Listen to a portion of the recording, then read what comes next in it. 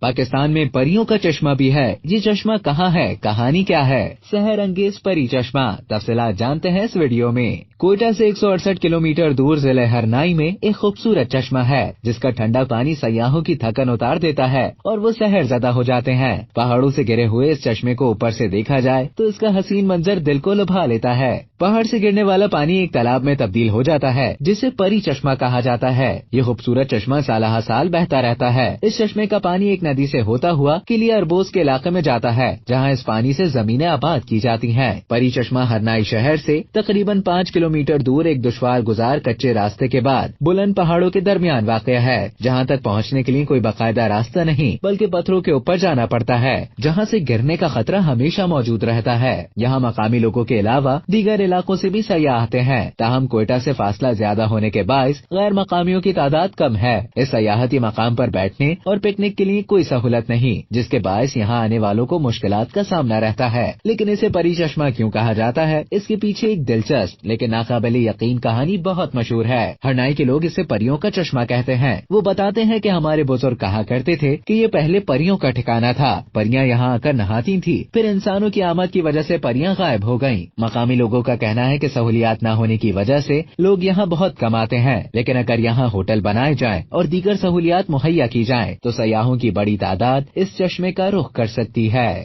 اب تک کے لیے اتنا ہی۔ مزید اسی طرح کی دلچسپ معلومات حاصل کرنے کے لیے ڈیلی جنگ کے YouTube چینل کو سبسکرائب کریں اور فیس بک کے پیج کو لائک کرنا نہ بھولیں۔